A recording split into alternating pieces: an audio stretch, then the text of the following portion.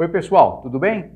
Ralph Peter com vocês novamente, programa Livros em Revista, que vai ao ar toda quarta-feira às 19 horas na nossa BCC Television, que sempre tem o firme propósito de levar até vocês bom entretenimento com elevado teor de cultura.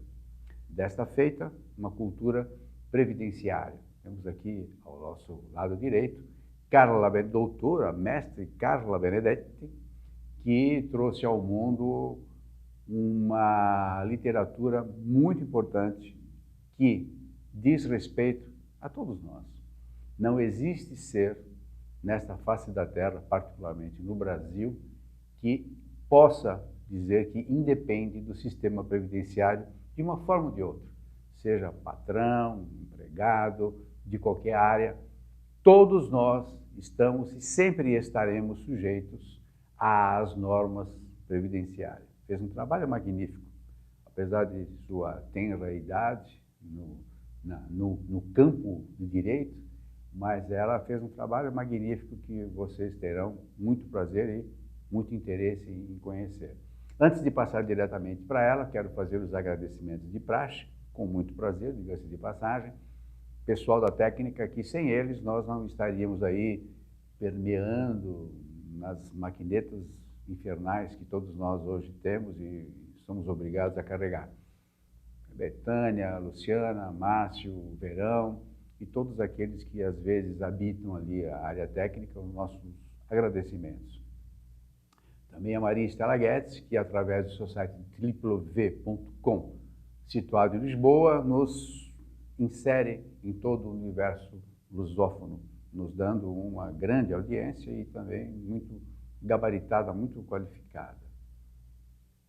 Stella.guedes.56, esse é o Facebook da Ilustre, que tem muita informação cultural, literária, vale a pena você dar uma acessada. E também agradecer ao forte, bravo jornalista Lucas Calegari, que fez a gentileza de pautar esta joia do nosso direito e agora também da literatura, Carla Benedetti, mestre em Direito Previdenciário, jornalista, nada é perfeito, né?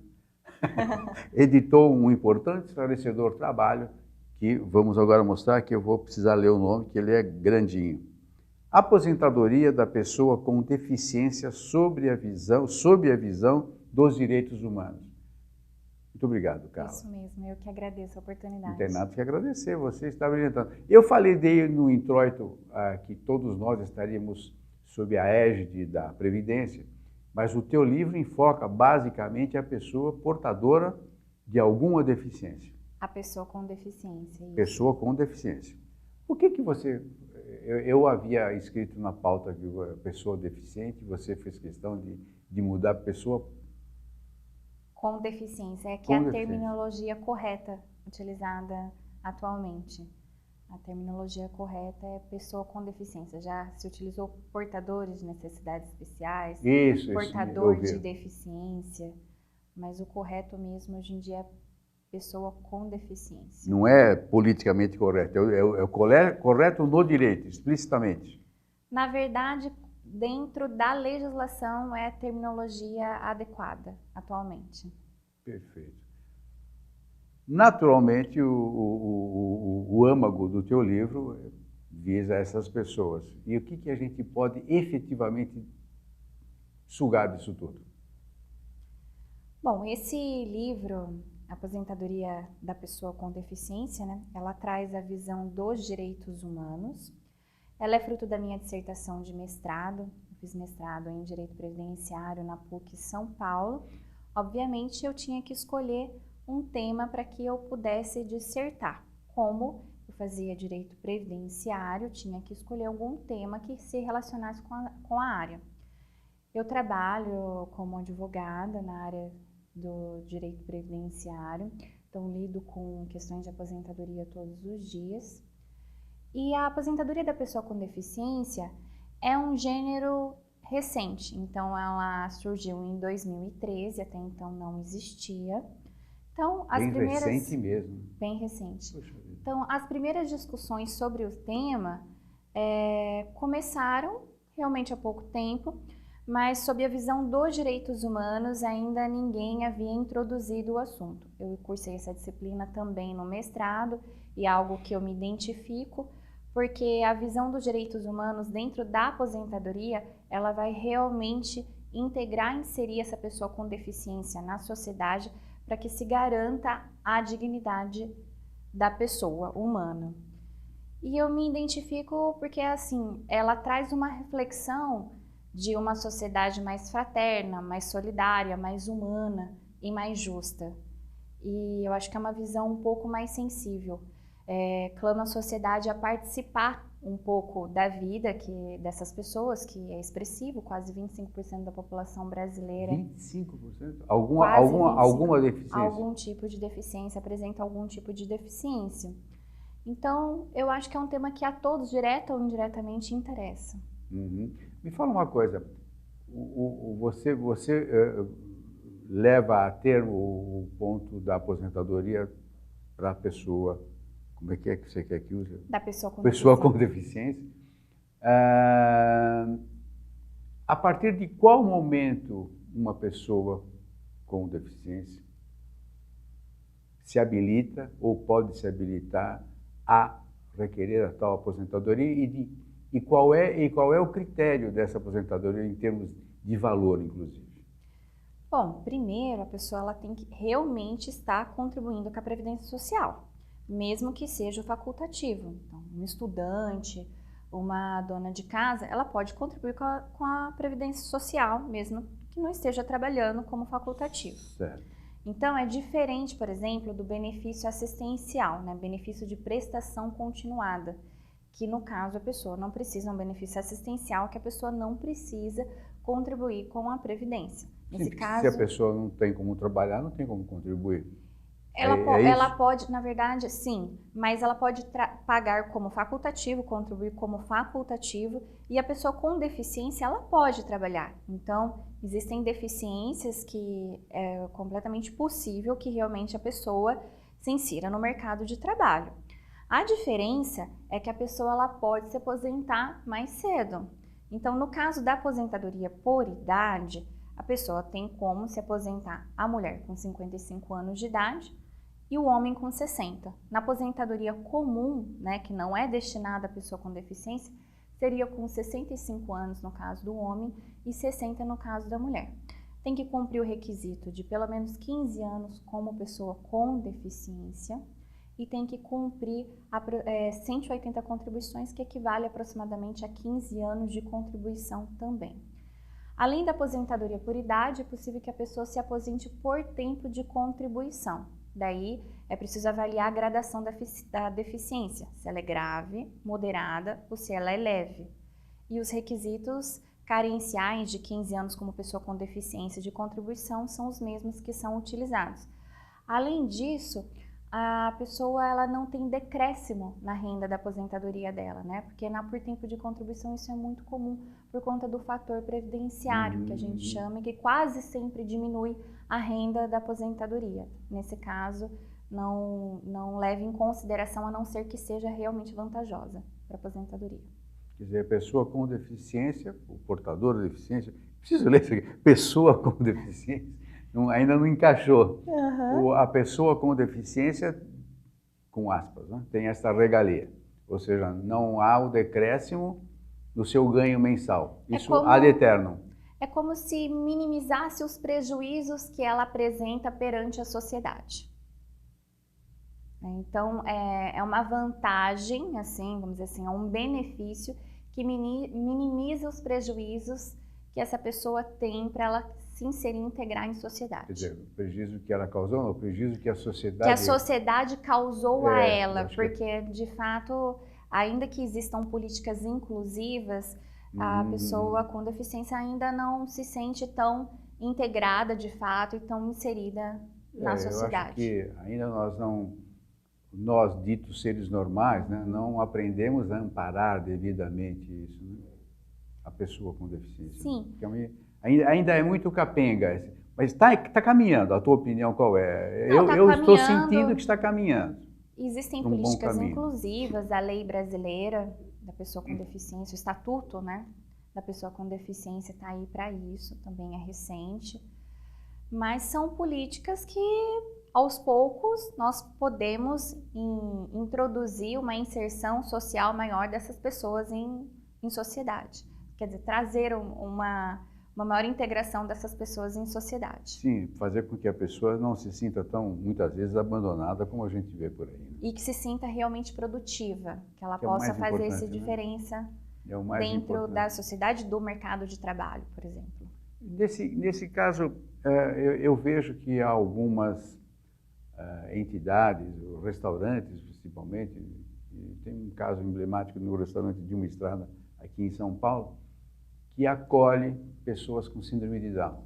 Uhum. Não sei se você tem notícias disso. Então, essas pessoas que estão trabalhando lá, elas talvez não queiram se aposentar, elas querem trabalhar.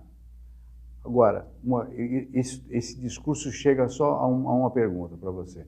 Se essa pessoa está trabalhando num desses restaurantes aí e já está na idade de aposentar-se, ela se aposenta, ela é obrigada a parar de trabalhar?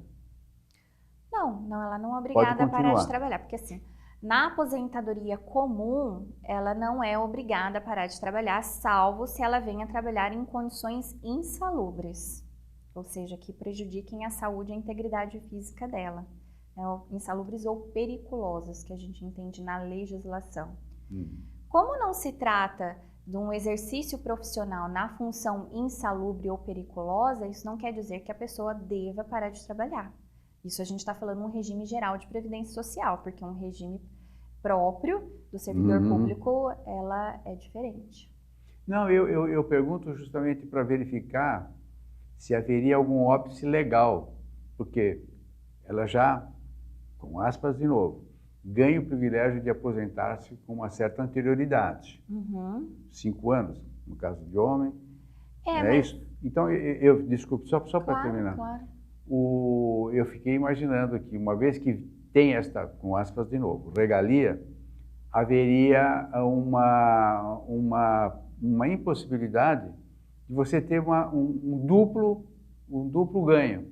Ou seja, você já ganhou aqui a regalia de ter uma aposentadoria que não decresce, eu não sabia disso, que não decresce, vai ad eterno, você vai receber isso, e vai tirar o lugar, com aspas de novo, por favor, vai tirar o lugar de outrem que poderia estar usufruindo daquela cadeira.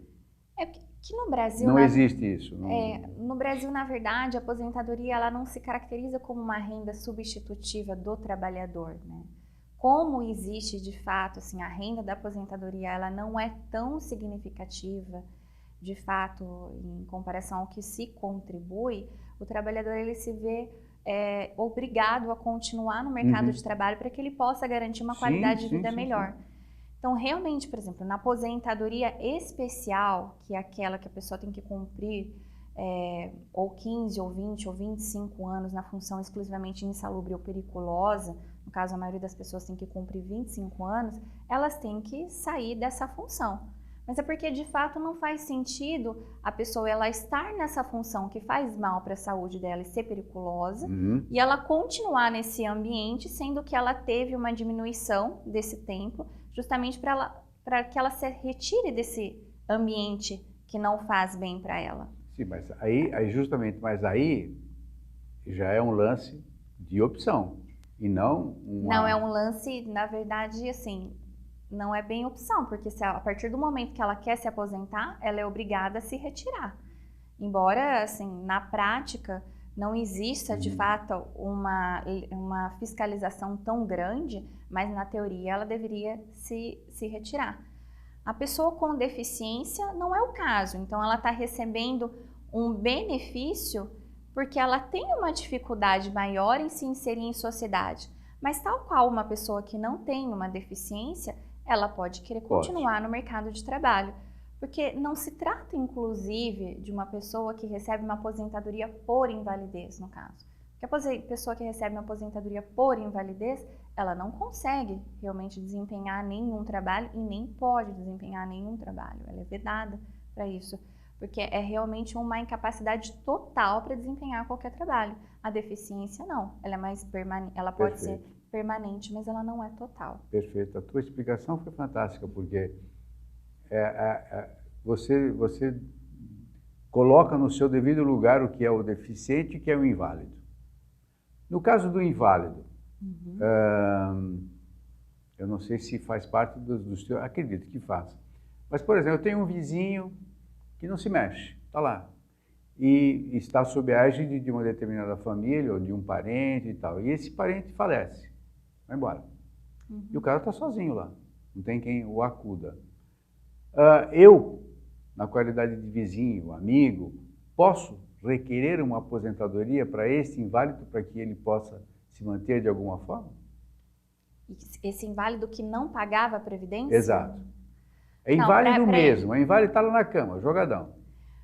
Para que ele receba aposentadoria por invalidez, ele realmente precisa cumprir os requisitos. Então, ele tem que ter carência, ele tem que ter uma coisa chamada qualidade de segurado, que é um seguro. A pessoa não pode ficar muito tempo sem contribuir para a Previdência, que tem as regras específicas para isso, senão ela perde o direito.